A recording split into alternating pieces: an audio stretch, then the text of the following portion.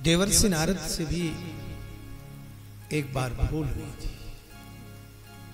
शिव पुराण में कथा आती है, एक बार देवर्षि नारद एकांत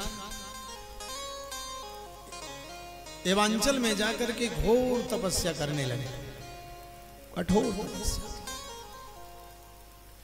जब कोई भी कठोर तपस्या करता है, ध्यान रखना, उसमें भगवान परीक्षा करते हैं, भगवत परीक्षा होती है। बोले जब सत्कर्म करते हैं तो परीक्षा क्यों होती? भाई जिसका प्रवेश होगा विद्यालय में, परीक्षा उसी की होगी। भक्ति मार्ग में, ज्ञान मार्ग में, वैराग्य मार्ग में, तपस्या में, साधना में यदि आप प्रवेश करोगे तो आपको परीक्षा देनी पड़ेगी। और जिसने प्रवेश नहीं किया, मस्त रह रहा है, उसकी कोई बात नहीं। ज्ञान पंथ कृपाण कै धारा। देवर्षि नारद लगे तपस्या करने, घोर तपस्या, बड़ा मन लगा।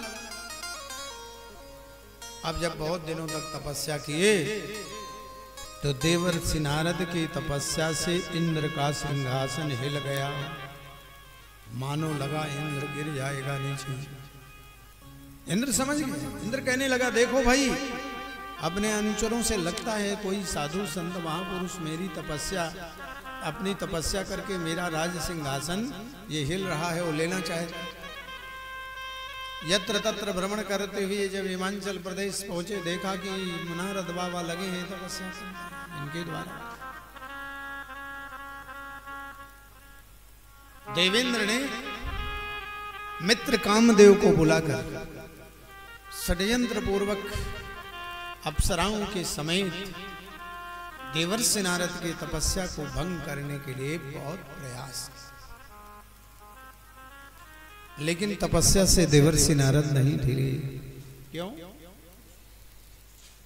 इसलिए नहीं डगमग हुए कि यहीं पर भगवान शंकर ने कामदेव के अहंकार को नष्ट किया था, यहीं पर कामदेव को भस्म किया था। नारद जी को पता नहीं कि ये स्थान कितना पावन है, मेरी कोई साधना की करतूत नहीं है, ये तो भोलेनाथ की कृपा है। कभी कभी ऐसे गुणाक्षर न्याय है एक, जिसके द्वारा हमारे ऊपर कृपा हो जाती है।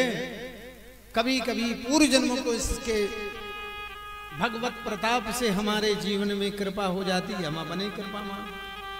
कभी कभी माता पिता, गुरु, महाजन या कोई परिवार का ऐसा सदस्य होता है,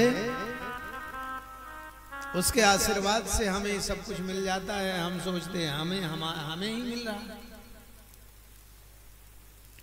तो नारद जी की साधना में बड़ा व्यवधान डाला। कामदेव ने अप्सराओं को ला करके बड़े नृत्य आदि गान गीत कराए, लेकिन सूत जी महाराज शौनक आदि ऋषियों को शिव कथा सुनाते ही वर्णन कर रहे हैं कि नारद जी को कोई पता ही नहीं चला, सब हार के परास्त होकर के वापस चले गए। अब नारद जी की समाधि थोड़े दिनों के बाद में खुली। अपने साधना का अहंकार देवर्षि नारद को शिव कृपा पर ध्यान नहीं गया, शिव कृपा की अवहेलना कर नारद जी ने मन में विचार किया कि ये तो हमने कर लिया। वाह, हमारे सामने शंकर जी थे, शंकर जी ने जो किया वो तो हमने भी करके दिखा। अब शंकर जी का इतना बड़ा महत्व तो उनसे कम हमारा थोड़ी ना। धन के घमंड घोर मन से तुम दूर करो। कभी भी किसी वस्तु का अहंकार नहीं करना चाहिए। और सच बात तो यह है, भगवत कृपा का भी अहंकार जीवन में मत करो। भगवान ने हमारे ऊपर कृपा की है, गोपियों के शुद्ध सात्विक अहंकार ने भगवान वहां से अंतर ध्यान हो।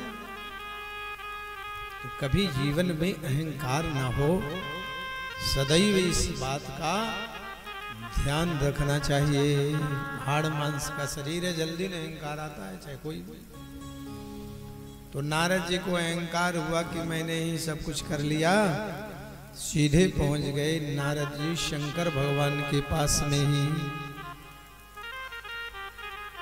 और शंकर भगवान के पास में पहुंच करके नारद जी ने जब प्रणाम किया शंकर भगवान का, भोलेनाथ ने कहा इतने दिनों के बाद में नारद जी कहाँ थे, आपके दर्शन नहीं हो पा रहे थे। तो नारद जी ने अपनी गुणगाथा शुरू कर दी। प्रभु बैठा नहीं था, मैंने कामदेव को परास्त कर। शंकर भगवान समझ गए, बाबा जी को अहंकार हो गया। शंकर भगवान ने कहा ये तो बहुत अच्छा काम हो गया नारद जी, लेकिन भगवत कृपा में कभी अहंकार नहीं करना चाहिए। ये बात कहने की नहीं, हमसे कह दिया। भगवान तो त्रिकालज्ञ हैं, जान गए कि जहां हमने कामदेव को भस्म किया था वही जगह थी और सब हमारा प्रताप था। लेकिन नारद जी अपना समझते हैं, कोई बात नहीं।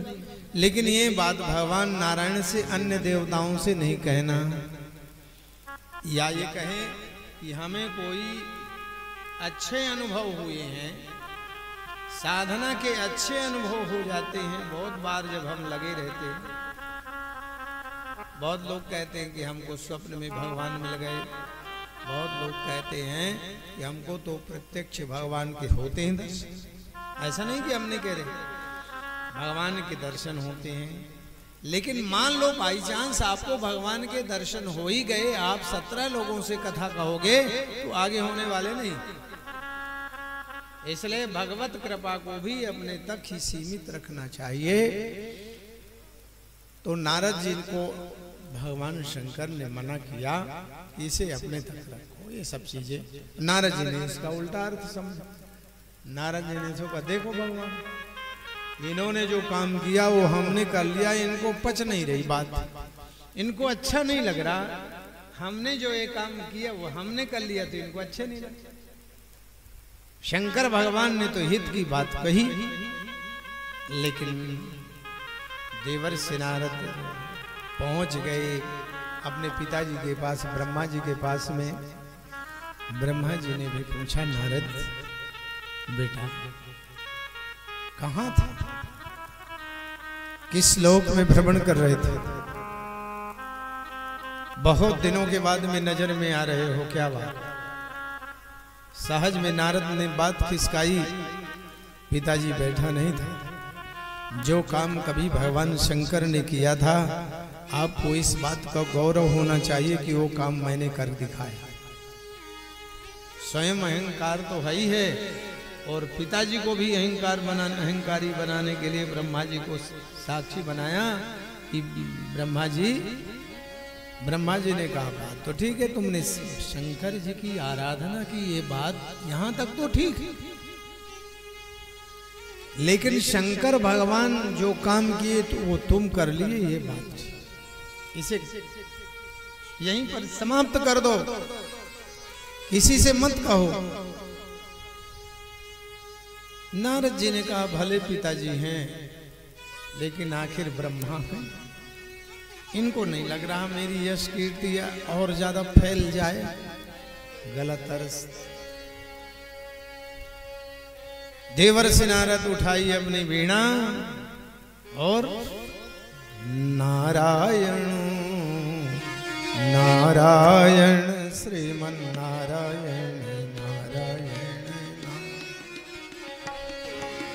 नारायण नारायण श्रीमन नारायण नारायण नारायण श्रीमन नारायण नारायण नारायण भजवन नारायण नारायण नारायण नारायण नारायण श्रीमन नारायण नारायण नारायण।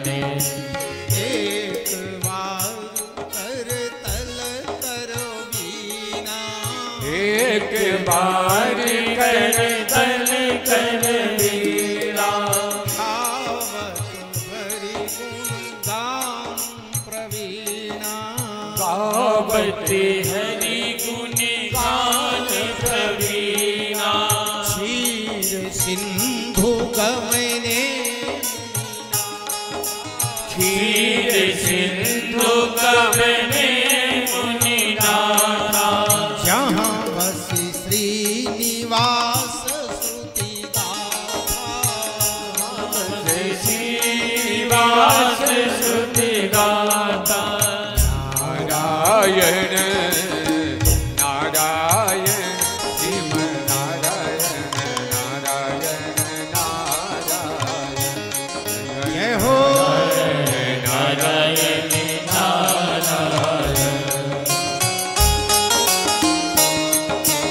हरि बोल।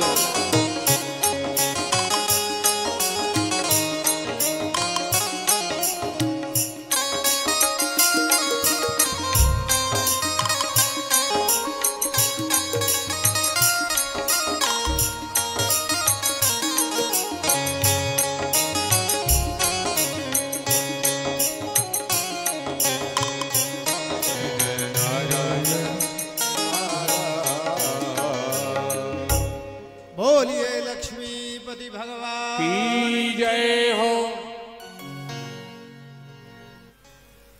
नारद जी जब आए तो नारद जी के आने से भगवान खड़े हो गए। वाह देवर्षि नारद जी आइए आइए। नारद जी फूले नहीं समाये। देखो आज भगवान मेरा महत्व समझ गए और आज भगवान महत्व समझ करके मेरे स्वागत के लिए स्वयं खड़े। नारद जी ने अपनी गुण गाथा कहना शुरू किया। मैंने कामदेव को जीत लिया। भगवान ने क्या कहा? अरे कामदेव को आप जैसे संत जीतेंगे और कौन जीतेगा?